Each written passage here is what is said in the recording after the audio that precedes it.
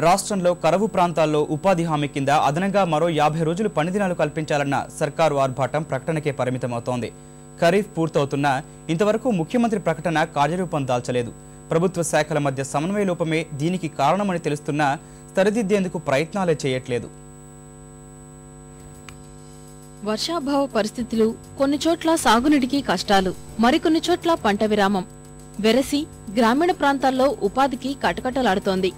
ఈ ఏడాది రాష్ట్రంలోని 229 మండలాల్లో మాత్రమే సాధారణం కంటే ఎక్కువ వర్షపాతం నమోదవగా 575 మండలాల్లో సాధారణం కంటే 19% తక్కువ మాత్రమే కురిసింది. 19% కంటే తక్కువ వర్షపాతం నమోదైతే కేంద్ర ప్రభుత్వ మార్గదర్శకాలకు అనుగుణంగా కరువు ప్రాంతాల్ని ప్రకటించవచ్చు. కారణమేదైనా మండలంలో సగానికి పైగా పంట దిగుబడి తగ్గినా, సగం మంది రైతులు పంట విరామం ప్రకటించినా ఆయా ప్రాంతాలను కరువు ప్రాంతాలుగా పరిగణించవచ్చు. విద్యుత్ కోతలు, సకాలంలో నీరందక పంట నష్టపోయిన మండలాల జాబితా ఎక్కువగానే ఉన్నా వాటిపై దృష్టి సారించిన నాదుడే లేరు.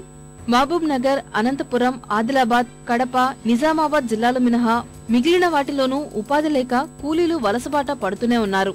ఈ పరిస్థితుల్ని అధిగమించేందుకు ఉపాధి హామీ పథకం కింద 100 రోజులు పని పూర్తి చేసుకున్నా వారికి అదనంగా మరో 50 పని దినాలు కల్పిస్తామని ముఖ్యమంత్రి స్వయంగా ఇందిరమ్మ బాటలో ప్రకటించారు.